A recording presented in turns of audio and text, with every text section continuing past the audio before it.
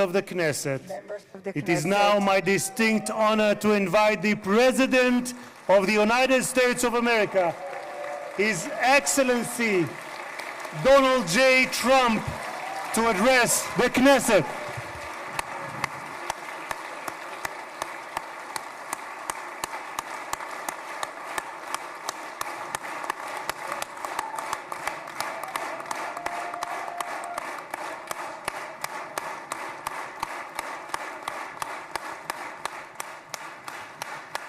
Thank you very much. Thank you. Thank you very much, everybody. It's a great honor. Nice place. Very nice place.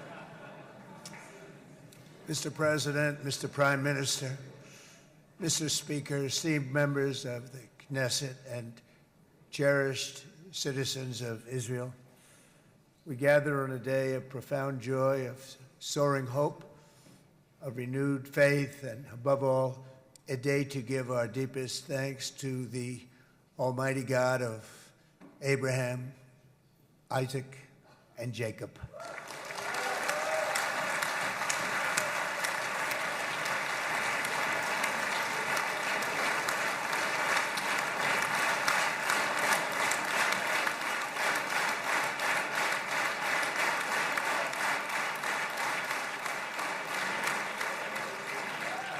After 2 harrowing years in darkness and captivity, 20 courageous hostages are returning to the glorious embrace of their families, and it is glorious.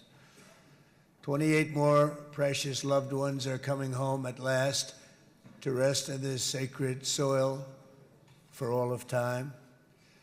And after so many years of unceasing war and endless danger, today the skies are calm, the guns are silent, the sirens are still, and the sun rises on a holy land that is finally at peace, a land and a region that will live, God willing, in peace for all eternity.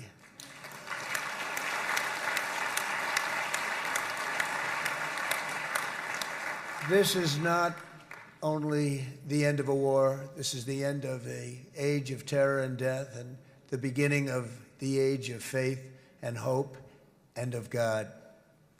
It's the start of a grand concord and lasting harmony for Israel and all the nations of what will soon be a truly magnificent region. I believe that so strongly. This is the historic dawn of a new Middle East. I want to express my gratitude to a man of exceptional courage and patriotism, whose partnership did so much to make this momentous day possible. You know who I'm talking about. There's only one, Prime Minister Benjamin Netanyahu. Bibi, please stand up.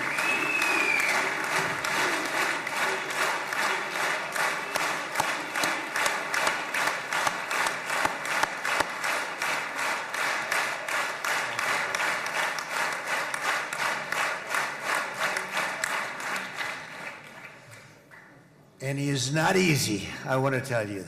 He's not the easiest guy to deal with, but that's what makes him great. That's what makes him great.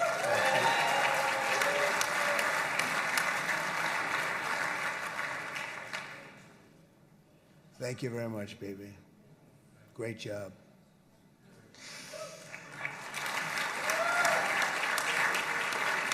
And let me also convey my tremendous appreciation for all of the nations of the Arab and Muslim world that came together to press Hamas to set the hostages free and to send them home. We had a lot of help. We had a lot of help from a lot of people that you wouldn't suspect, and I want to thank them very much for that.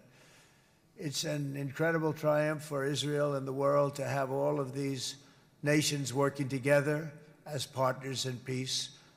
And it's pretty unusual for you to see that, but it happened in this case. This was a very unusual point in time, a brilliant point in time. Generations from now, this will be remembered as the moment that everything began to change, and change very much for the better. Like the USA right now, it will be the golden age of Israel and the golden age of the Middle East. It's going to work together. I'd like to thank several great American patriots for their invaluable help in getting something done that almost everyone thought was absolutely impossible. We were wasting our time. So many people said, "You're just wasting your time." But we weren't, because we had talented people working with us, and we had people that loved your country, and frankly, people that loved the region. They loved the Middle East. I want to thank my friend Steve Witkoff.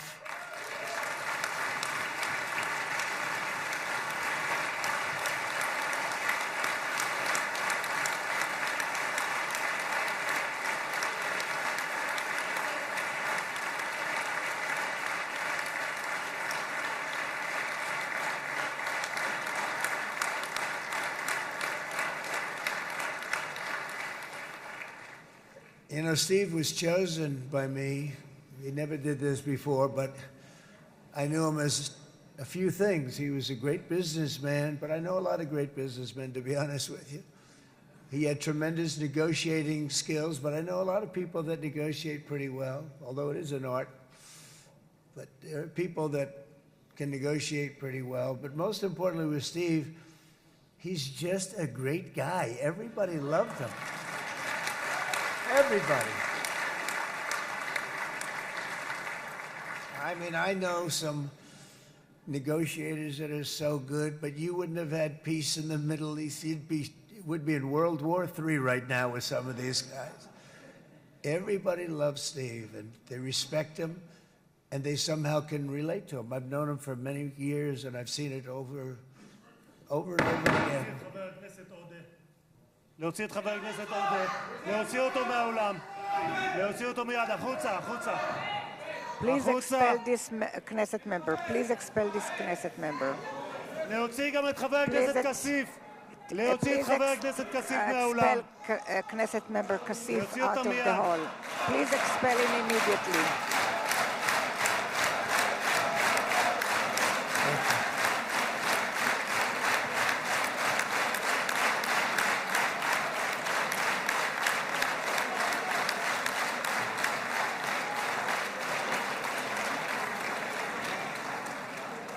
Sorry for that, Mr. President.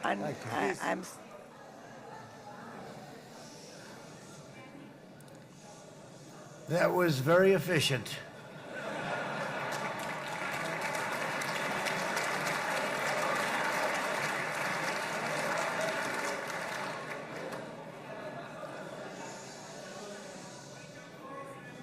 So back to Steve. He's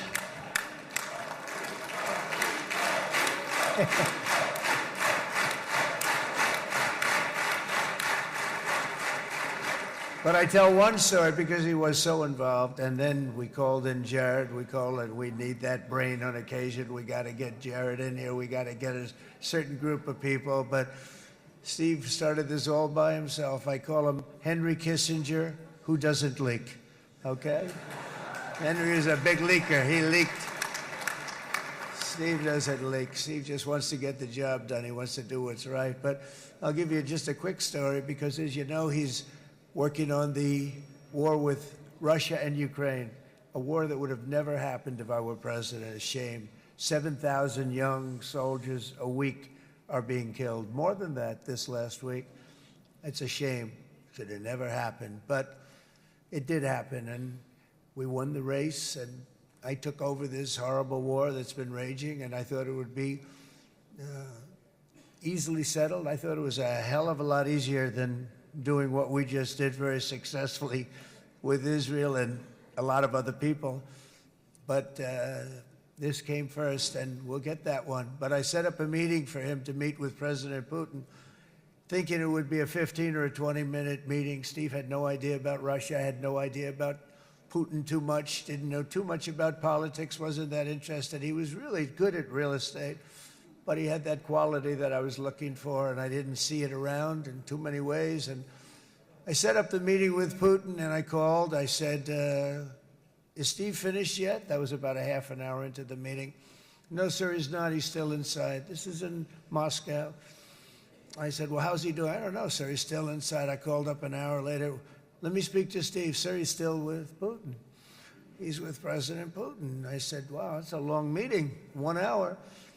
I called up an hour later, he was still with Putin. 3 hours later, he was still with Putin. 4 hours later, he started to get the word that he was going to be coming out soon. And in 5 hours, he came out. I said, what the hell were you talking about for 5 hours? And he says, just a lot of interesting things. We're talking about a lot of interesting things, including what he went in there for, but you can't talk about it for 5. You can talk about it for a certain period of time, and you know what you're getting. But that's a talent.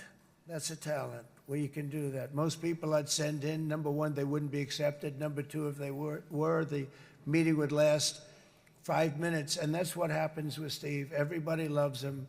They love him on this side. They love him on the other side. And he really is. He's a great negotiator because he's a great guy. So thank you very much, Steve, very much.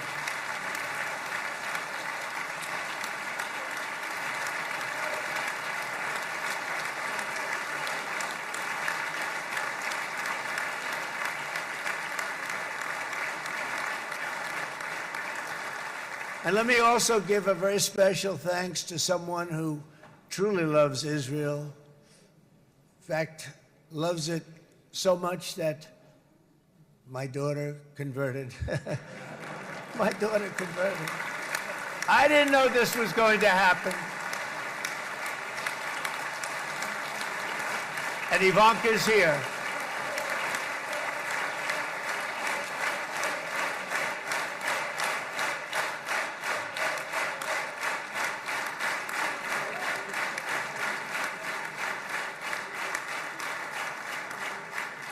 And Bibi, you do know this was not in the cards for me. You understand that. And she is so happy, and they are so happy. At least I think they're happy. If they're not, we have a big story, right? No, they have a great marriage, and they get along great. They're best friends. They have a very special relationship. But Jared has been so helpful. He really did something very special. He established the Abraham Accords with a group of very wonderful people. I like calling it the Avraham Accords, because people that, right? Avraham. It's so cool. It's so much sort of nicer, you know? The Abraham versus the Avraham.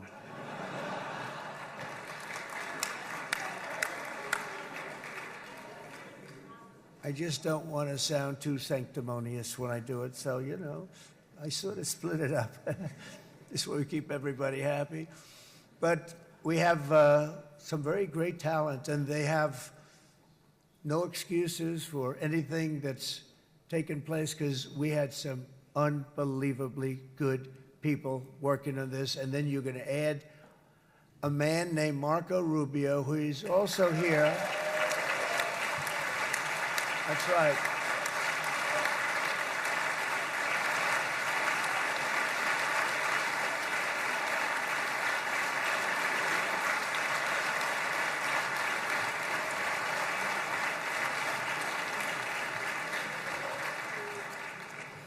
And I have a prediction that Marco will go down, I mean this, as the greatest Secretary of State in the history of the United States. I believe that.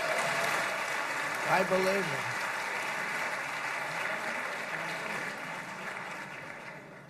it. And he and I, you know, we really fought it out. You remember, he was tough. He was nasty. Who the hell thought this was going to happen, Marco, right? And now I'm saying he's going to go down as the greatest. He will. He was always smart and sharp, and people respect him. And then we have somebody who's young, but an unbelievable leader. I saw it a long time ago, and he's turned out to be even better than we thought. Right, Susie? I think even better. And that's Pete Hegseth, who is our Secretary of War, formerly Secretary of Defense.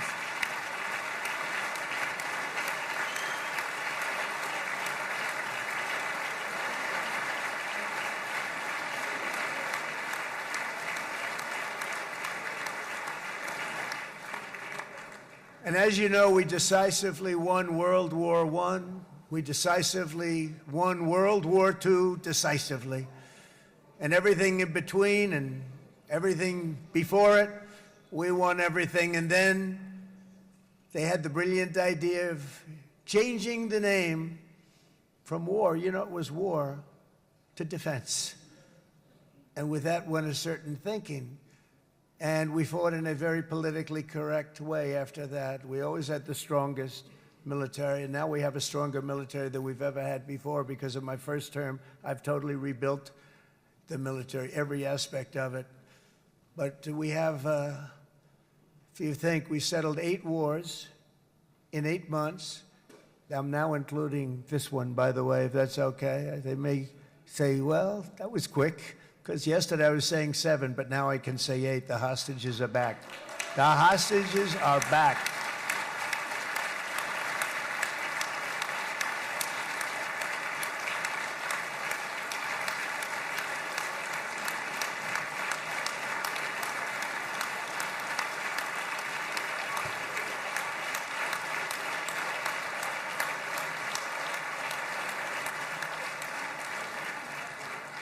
It is a good feeling. Isn't that nice to say? You know, I just said the hostage. First time I said the hostages are back. It feels so good to say it. But when you settle 8 wars in 8 months, that means you don't like war. Everyone thought I was going to be brutal. In fact, I remember Hillary Clinton during a debate, she said, look at him, he's going to go into war with everybody. And actually, she said, he's got a personality that's all about war. No, and my personality actually is all about stopping wars. And it seems to work. It seems to work. But it also means this name change in our attitude that we're not going to go into a war. But if we do, we're going to win that war like nobody has ever won a war before. We will not be politically correct, but we're not going to be there. And I think, you know, as you mentioned, Bibi, before, peace through strength. And that's what it's all about. The United States has the greatest and most powerful military in the, right now, history of the world. I can tell you we have weapons that nobody's ever dreamt of. I only hope we never have to use them. I rebuilt the military. I was proud to do it, but some of the things I hated to do. I hated certain of the weapons because the level of power is so enormous. It's so dangerous, so bad. But we have to do what we have to do. We make the best weapons in the world, and we've got a lot of them. And we've given a lot to Israel, frankly. And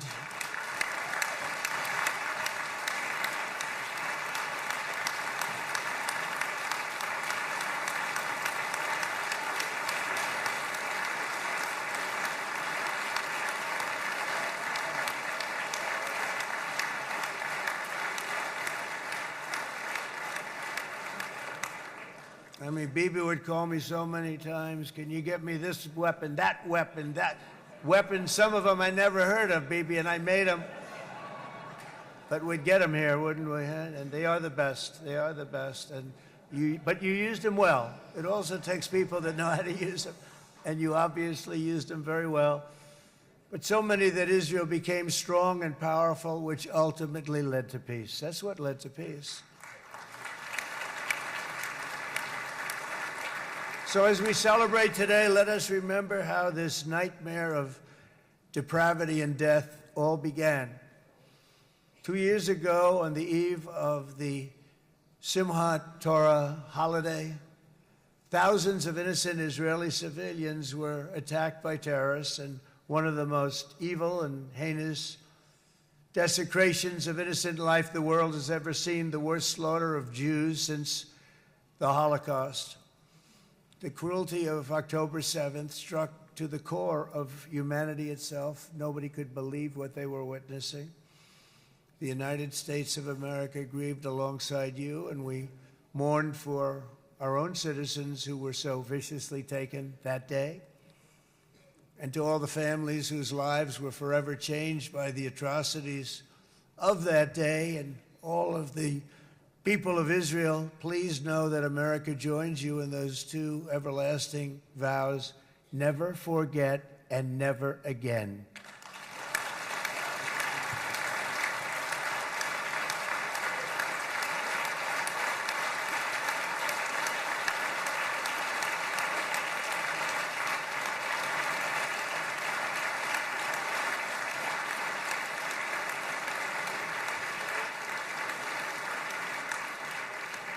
From October 7th until this week, Israel has been a nation at war, enduring burdens that only a proud and faithful people could withstand. It was a very tough period of time. For so many families across this land, it has been years since you've known a single day of true peace. But now at last, not only for Israelis, but also for Palestinians and for many others, the long and painful nightmare is finally over. And as the dust settles, the smoke fades, the debris is removed, and the ashes cleaned from the air, the day that breaks on a region transformed, and a beautiful and much brighter future appears suddenly within your reach. This is now a very exciting time for Israel and for the entire Middle East, because all across the Middle East, the forces of chaos, terror, and ruin that have plagued the region for decades now stand weakened, isolated, and totally defeated. A new coalition of proud and responsible nations is emerging, and because of us, the enemies of all civilization are in retreat. Thanks to the bravery and incredible skill of the Israeli Defense Forces and Operation Rising Lion,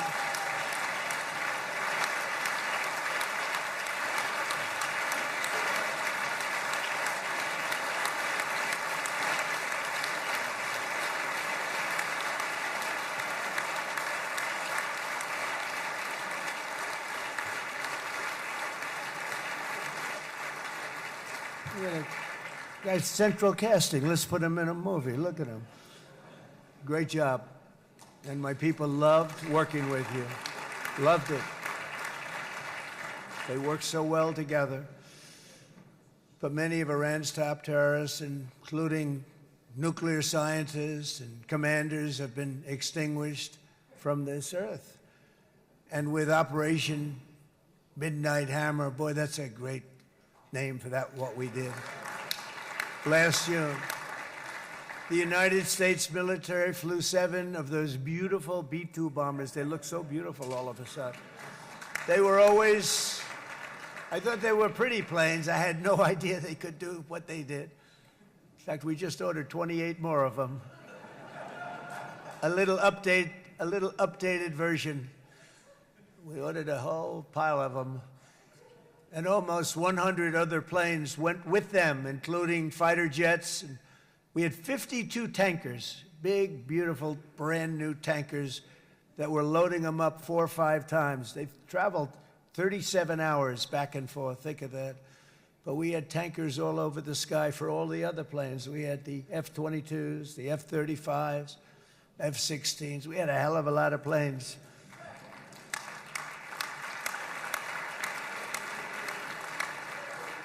So we had 52 gas stations in the sky. That's what they call them. I'll tell you, I wouldn't want to be flying one of them. We have our great General Raisin Cain right here. General, stand up. This guy. What a general. Thank you.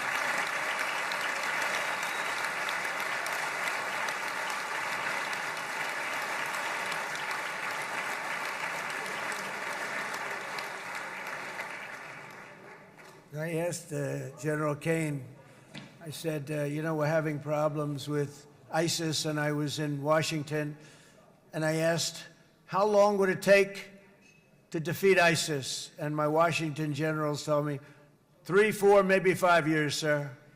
I said, I don't get it. We've got the best equipment in the world. Why?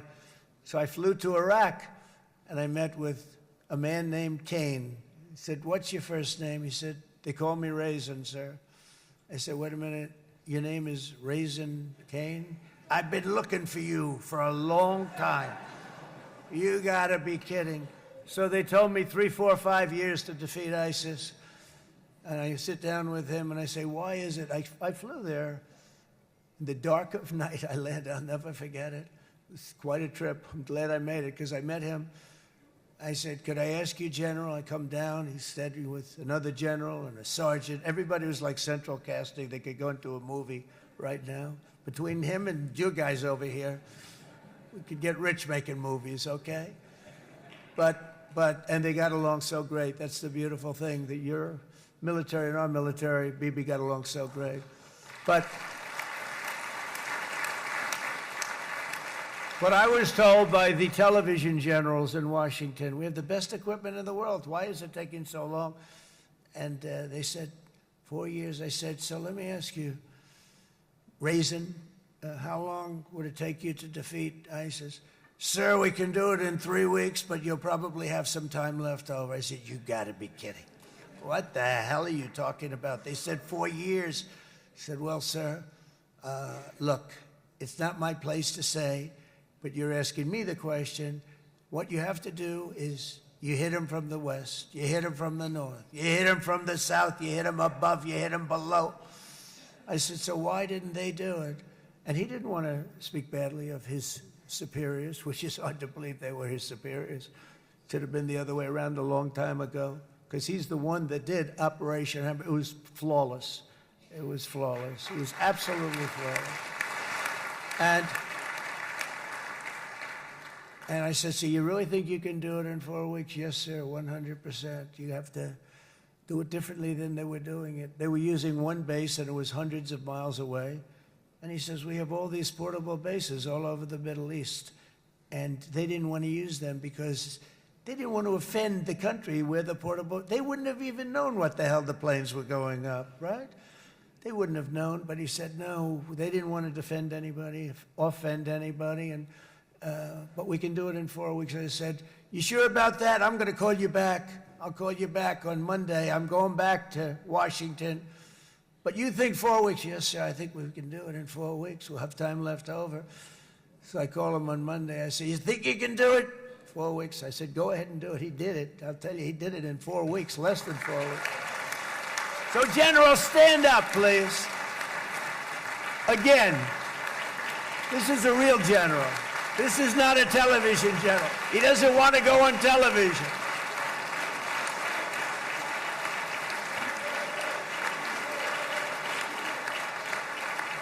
He doesn't want to go on television. That's it. The other guys love being on television. So we dropped 14 bombs on Iran's key nuclear facilities, totally, as I said originally, obliterating them. And that's been confirmed, and everybody understands it. Together we stopped the #1 state sponsor of terror from obtaining the world's most dangerous weapons. And if you think about it, if we didn't do that, and assuming we made the same deal that we have today, there'd be a dark cloud over this deal. And #1, it wouldn't happen because the other Arab and Muslim nations really wouldn't feel comfortable making the deal that we have now, right? If Iran had that nuclear weapon that they were about 2 months away from having. They would have had it in 2 months or maybe less than that. They were right at, this was our last shot. They looked at it for 22 years. This was our last shot. The pilots told me that. They said, 22 years, sir. They looked at it. Our predecessors looked, they studied it. 3 times a year would do drills on that exact attack. And boy, did they get it right. But let's assume they didn't, and let's assume there was large-scale nuclear weapons in the hands of Iran. We couldn't be here today. Even if we signed the deal, which we couldn't do because a lot of people would not want to have anything to do with it, we took a big cloud off of the Middle East and off of Israel.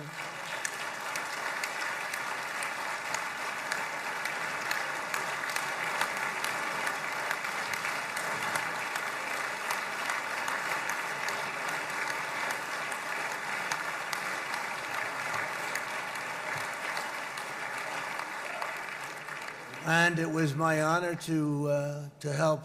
But it isn't it true, though, that can you imagine the same let's assume, Bibi, the same documents, we had everything the same, but you had somebody out there that was, in the opinion of everybody, all-powerful in the Middle East. They took a big hit, didn't they? Didn't they take a big hit? Boy, oh boy. They got hit from one side, from the other. And you know, it would be great if we could make a peace deal with them. And I think that's maybe, would you be happy with that? Wouldn't it be nice, I think? Because I think they want to. I think they're tired.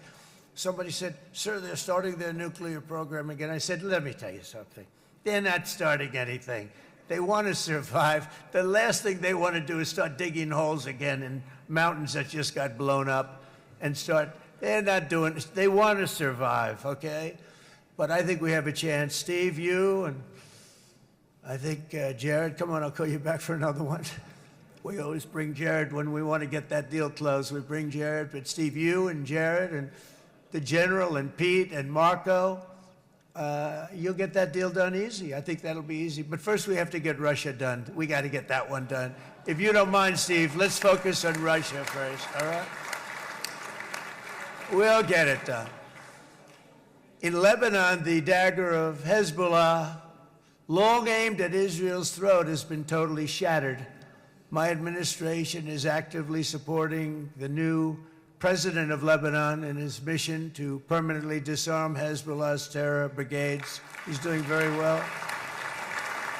And build a thriving state at peace with its neighbors. And you're very much in favor of that, I know. And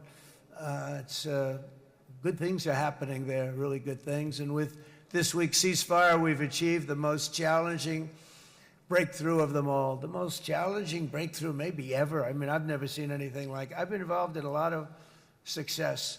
I have never seen anything like what's going on today all over the world. People are dancing in the streets, not just in Israel.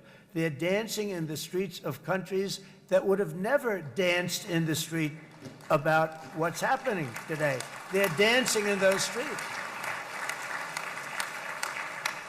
So this long and difficult war has now ended. You know, some people say 3,000 years, some people say 500 years, whatever it is. It's the granddaddy of them all. And in an unprecedented achievement, virtually the entire region has endorsed the plan that Gaza will be immediately demilitarized, that Hamas will be disarmed, and Israel's security will no longer be threatened in any way, shape, or form.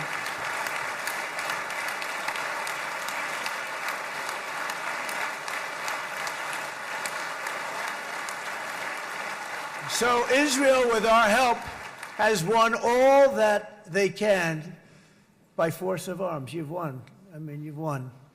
Now it's time to translate these victories against terrorists on the battlefield into the ultimate prize of peace and prosperity for the entire Middle East. It's about time you were able to enjoy the fruits of your labor.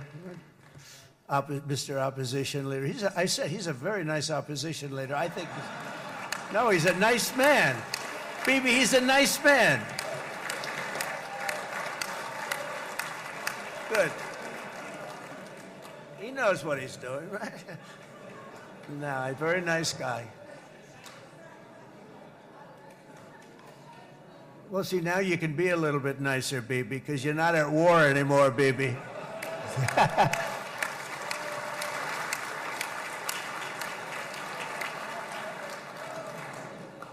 But only by embracing the opportunities of this moment can we achieve our goal of ensuring that the horrors of recent years will never happen again. You don't want to have to go through this again. 8 years ago, I came to this region on a very special first trip abroad as the President of the United States. I came here very early at your request. I addressed the leaders of the Arab and Muslim world gathered in Saudi Arabia and said that it was time to build a future free of the grip of extremism and terror. And interestingly, right now, as soon as I'm finished, I'm quite late. You've kept me quite late between opposition leaders and Bibi's brilliant but very long speech. I thought I was going to run up here, make a speech, and then head to Egypt. It didn't work out, though. And you made a pretty long one, too, sir.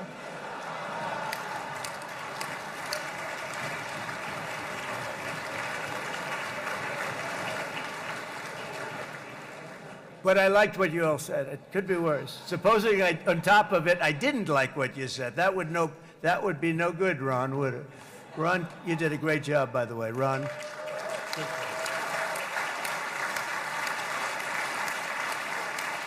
Yeah.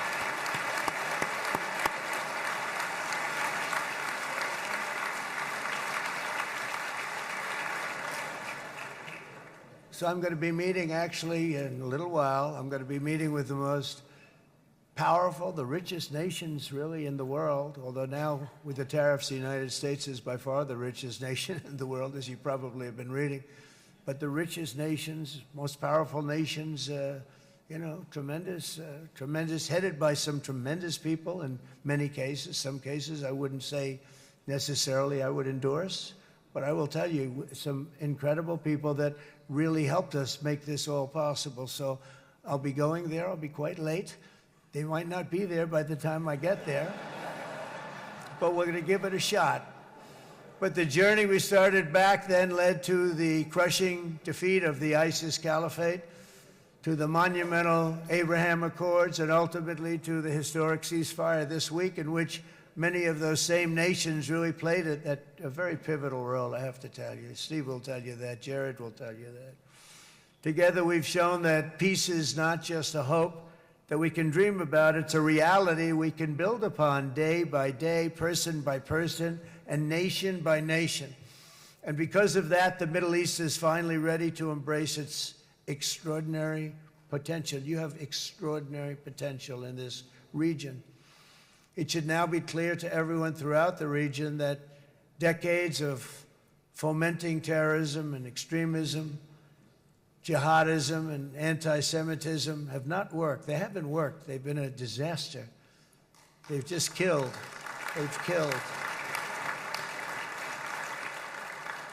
They've backfired completely and totally. They've just totally backfired. Everything that you thought, take it worst case, it's turned out to be worse than that. They have not worked. From Gaza to Iran, those bitter hatreds have delivered nothing but misery, suffering, failure, and death. They've served not to weaken Israel, but to annihilate the very forces that did the most to foment this hatred. And it's really, I mean, everybody that's tried it has become irrelevant. Meanwhile, we've seen those nations that set aside their differences, reached across ancient divides, and pursued engagement are now among the most successful in the region. They're getting along with Israel, and they're doing great. And I can tell you the 4 nations that joined the Abraham Accords early on, and you'd all be doing me a favor, and I'm going to be saying this in a little while to some other friends, would love you all to, is this right, Jared? Join up in the Abraham Accords. We have to join up and get together. You can have that whole thing filled out. We had a very weak administration, worst president in the history of our country by far. And Barack Obama was not far behind, by the way.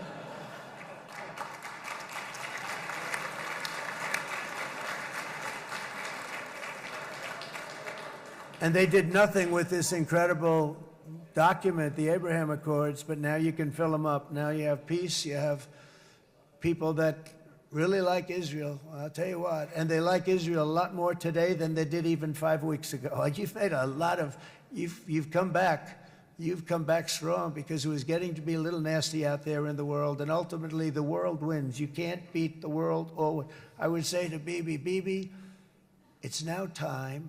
And he understood it better than anybody, because ultimately, you know, the world's a very big place.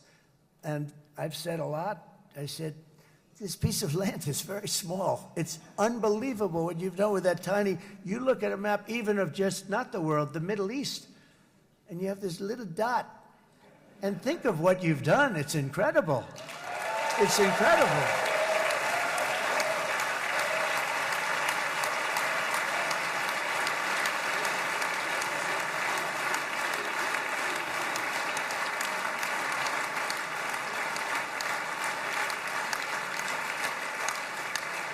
But the world is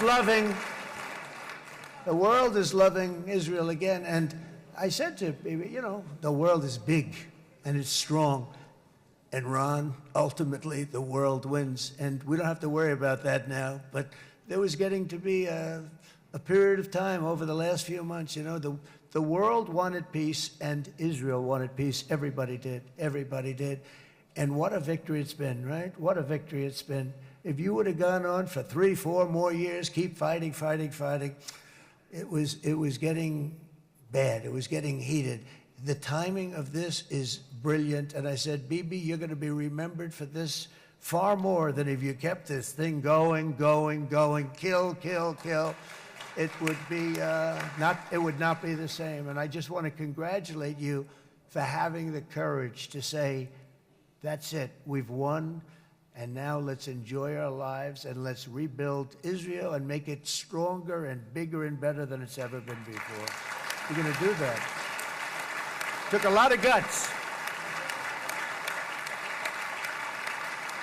And the choice for Palestinians could not be more clear. This is their chance to turn forever from the path of terror and violence. It's been extreme, to exile the wicked forces of hate that are in their midst. And I think that's going to happen. I've met some people over the last couple of months that want to see it happen very much. And after tremendous pain and death and hardship, now is the time to concentrate on building their people up instead of trying to tear Israel down. We don't want that to happen again. And the total focus of Gazans must be on restoring the fundamentals of stability, safety, dignity, and economic development so they can finally have the better life that their children really do deserve after all these decades of horror. I intend to be a partner in this effort in the sense that we're going to help and we're going to do something that became unbelievably popular. Everybody wants to be on it. It's called the Board of Peace, okay? How about that? Is that a beautiful name? Like a board of peace.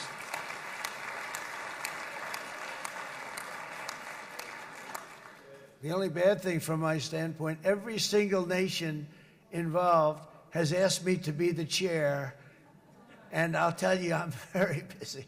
I didn't count on that, but you know what? If we do it, we'll do it right, and we have unbelievable power and wealth, because you're going to need wealth. You're going to need wealth to rebuild things, and they have wealth like few people have wealth. I want to thank the Arab and Muslim nations for their commitment that they've made to support a safe rebuilding of Gaza and beyond. I have many Arab countries, very wealthy countries, that came up and said, we'll put up tremendous amounts of money to get rebuild Gaza, and I think that's going to happen. The power, they want dignity, they want to come forward, and they want to say, and I want to say who they are, because what they're doing is going to be, I think, something that you're going to be very impressed with, Bibi, and you need that. You need the kind of economic power that they have, and they want to see it work, and they want to see it be safe, and they want to see it be good for Israel, too.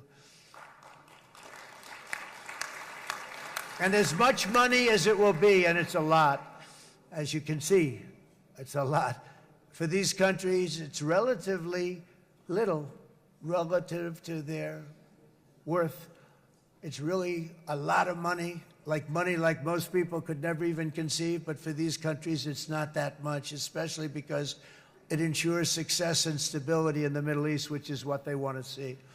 So many of them will be with us in Egypt in a little while, I think. I'm not sure. They may be gone. They may have taken their Boeing 747s and left. I said, what kind of a plane do you fly? 747. I said, that's a large plane.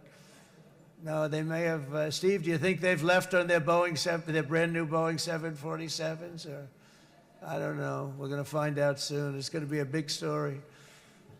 There'll be 2 people left. And they'll be the 2 poorest ones.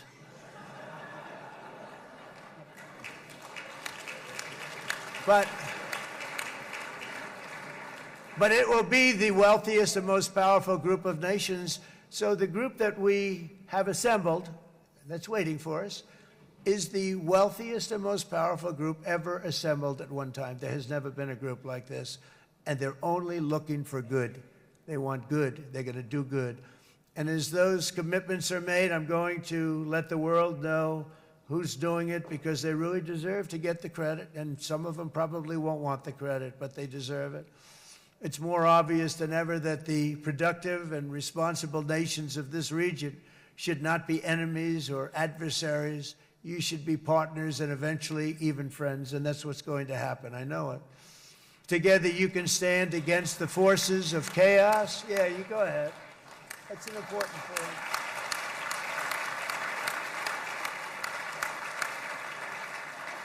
Because you can stand against the forces of chaos that threaten all of your interests, and it's always a big threat, and unleash incredible prosperity and opportunity for all the people of these lands, and that's what's going to happen. You're going to unleash numbers and success, the likes of which Israel has never been able to think of, because you're so firm, and you should be, and you've done the right thing in defending yourself.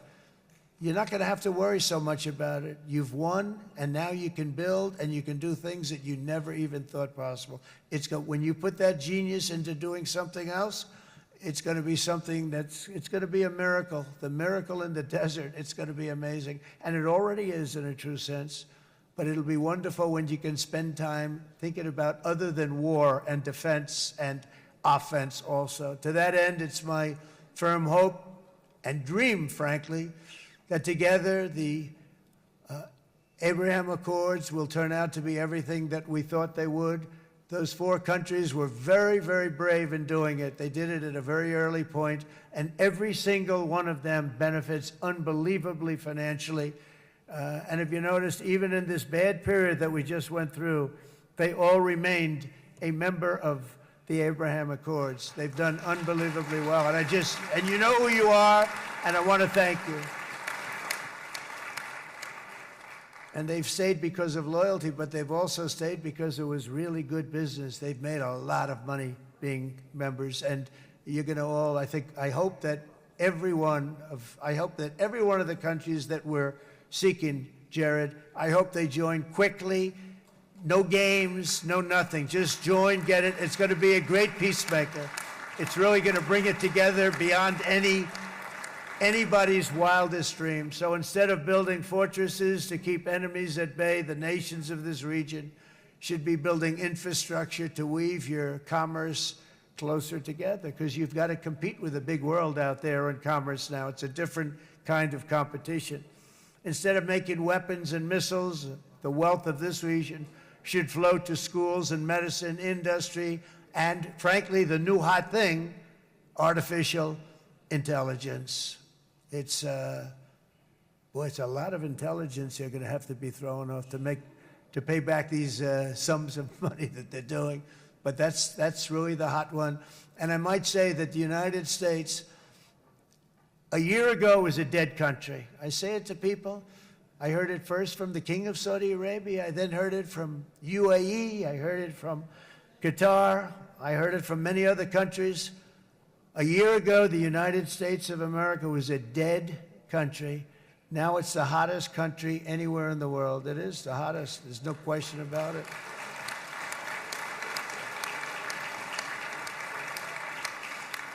In fact, if you go back a year ago, before the election, although once we had November 5th, we became hot because people got it. I would say November 5th was a time that we became really hot. But once you go back a couple of years, if I were in charge and the country was doing what they were, nobody was going to ask me to speak.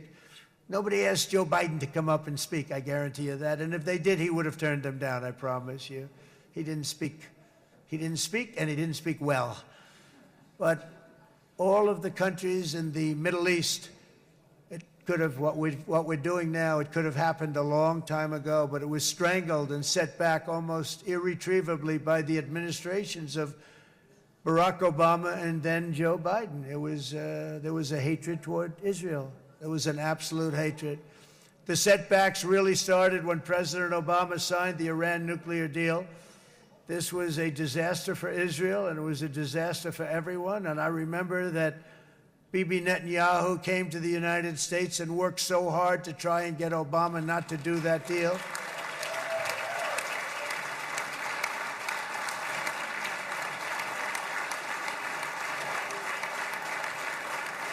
He worked so hard.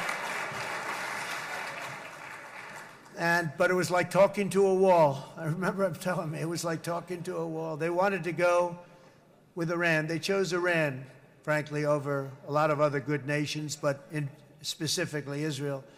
And that was the beginning of a very bad period of time. You had Obama go out, and the Iran nuclear deal turned out to be a disaster. And by the way, I terminated the Iran nuclear deal, and I was very proud to do it.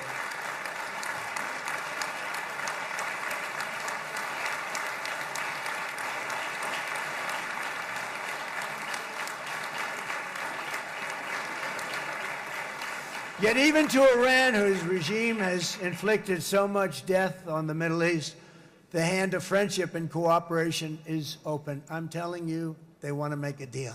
That's all I do in my life. I make deals. I'm good at it. I've always been good at it. And I know when they want. Even if they said, we don't want to make a deal, I can tell you they want to make a deal. All right, they do. They want to make a deal, and we're going to see if we can do something, because this is crazy what's happening, and we're not going to have this anymore. Neither the United States nor Israel bear the people of Iran any hostility. We merely want to live in peace. We don't want any looming threats over our heads, and we don't want to even think in terms of nuclear destruction. It's not going to happen, never will happen.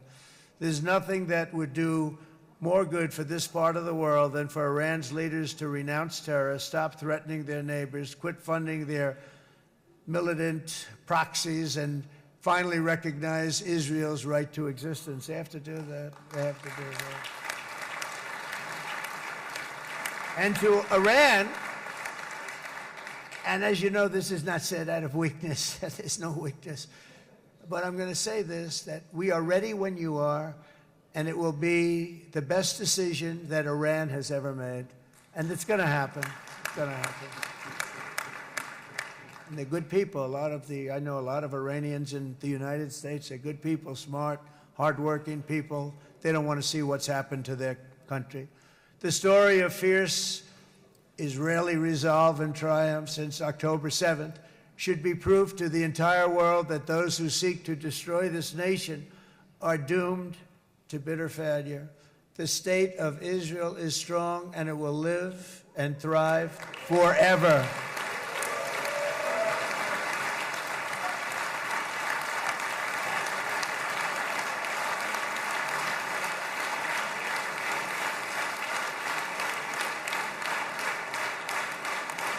And that is why Israel will always remain a vital ally of the United States of America.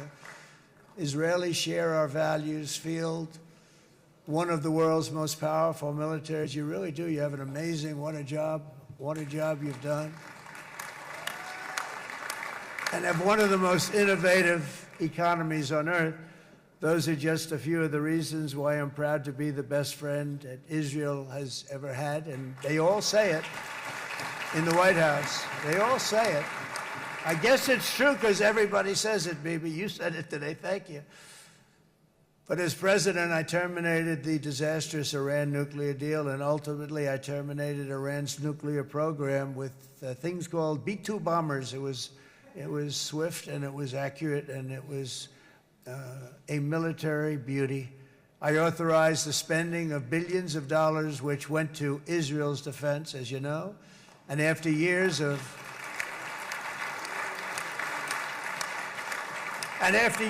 broken promises from many other American presidents, you know that, they kept promising. I never understood it until I got there. There was a lot of pressure put on these presidents. It was put on me too, but I didn't yield to the pressure.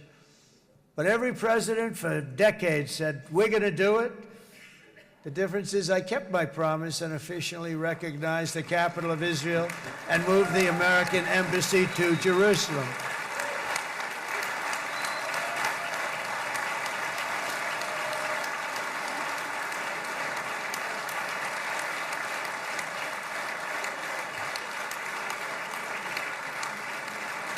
Isn't that right, Miriam? Look at Miriam. She's back there. Stand up, Miriam. Stand up.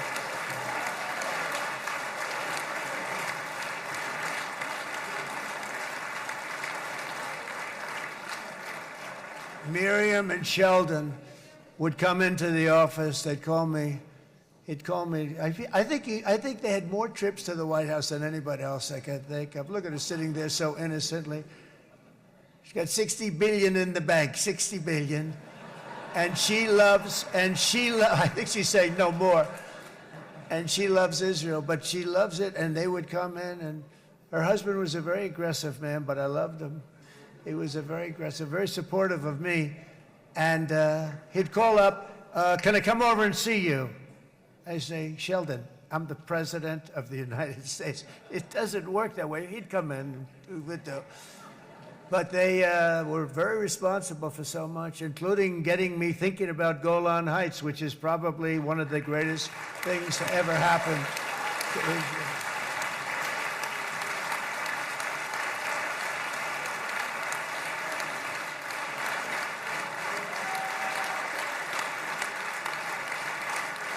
Miriam, stand up, please. She really is. I mean, she loves this country.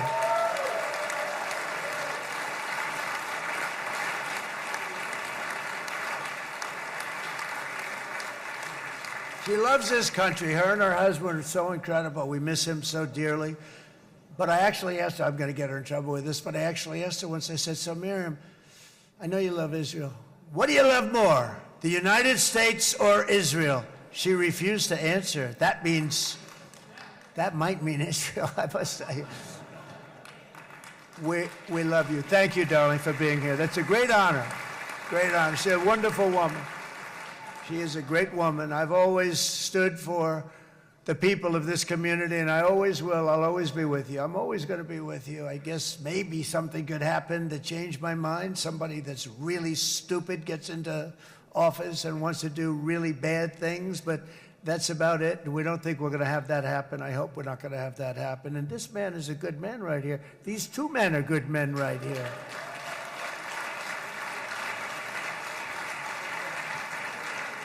Hey, I have an idea. Mr. President, why don't you give him a pardon? Give him a pardon. Come on.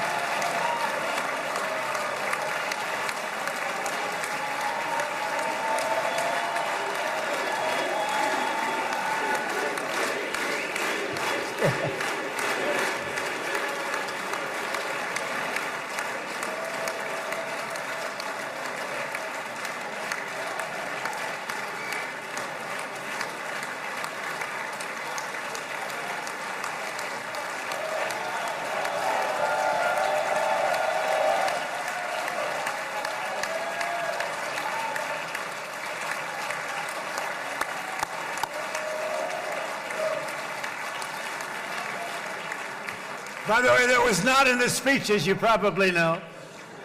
But I happen to like this gentleman right over here, and it just seems to make so much sense. You know, whether we like it or not, this has been one of the greatest wartime presidents. This has been one of the greatest wartime presidents. And cigars and champagne, who the hell cares about that?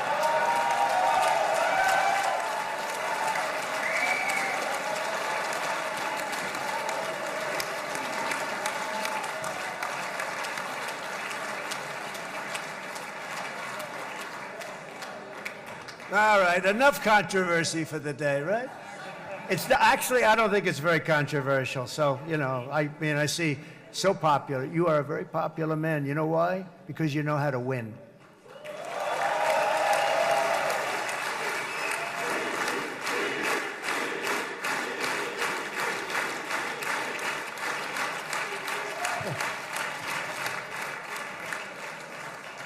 Over the past 2 years, I've met many of the families of the Israelis taken hostage and those that were taken hostage. Unbelievable. I've looked into their eyes. I've seen the worst nightmares of their suffering, but I've also seen something else, the beautiful love of the people, the love of People, frankly, that hold things together, the love that gives you the courage to carry on through thousands of years of persecution and repression, and to emerge with the heart of David.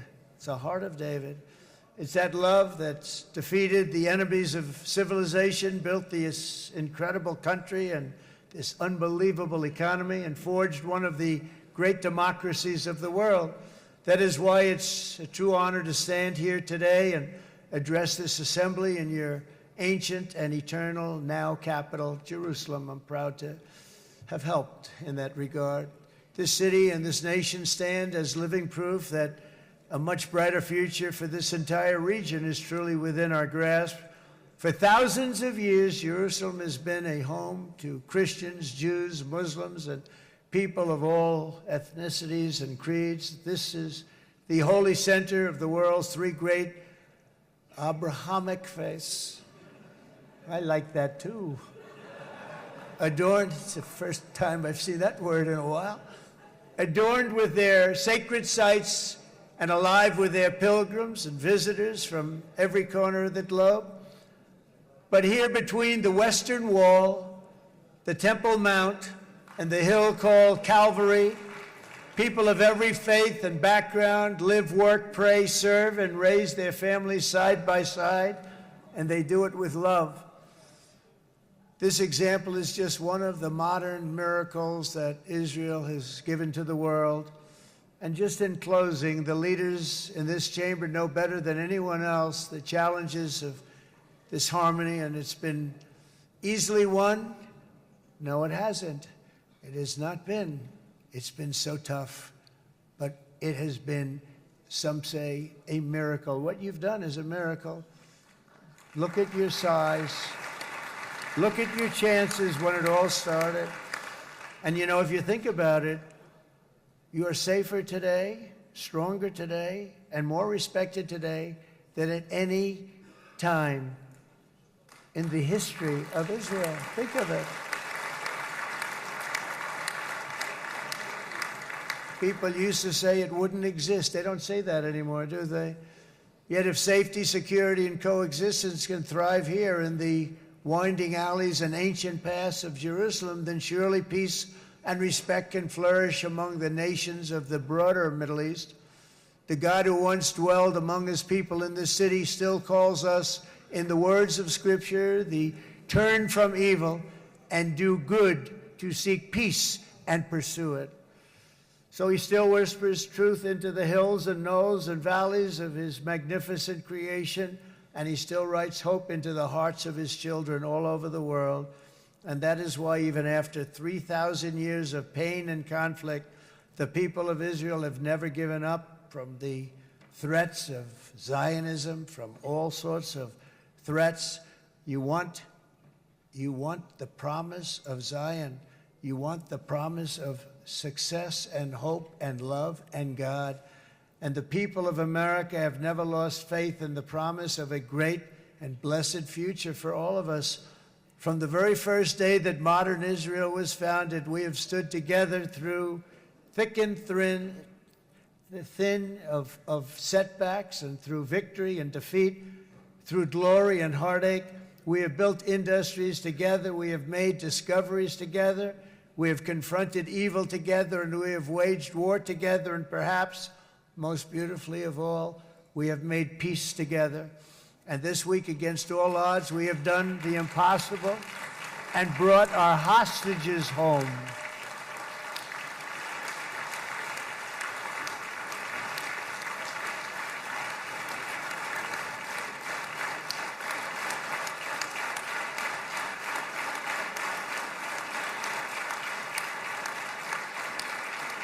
So now we're going to forge a future that is worthy of our heritage. We're going to build a legacy that all the people of this region can be proud of.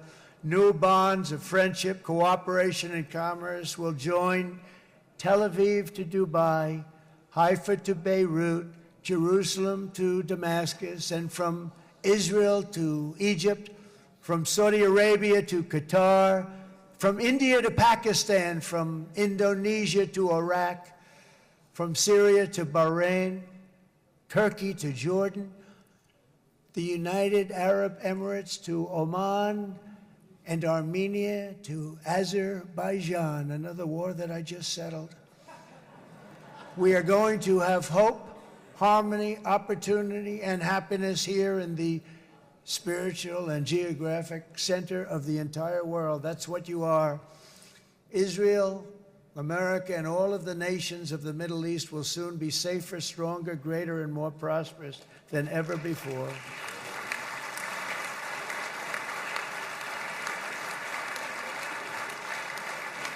And I want to thank you all once again for this exceptional honor. This has been truly an honor. It's seldom that a president is invited to do this. And I love Israel. I'm with you all the way. You will be bigger, better, stronger, and more loving than ever before. Thank you very much. God bless you. God bless the United States of America. And God bless the Middle East. Thank you, everybody. Good luck. Thank you very much. Thank you.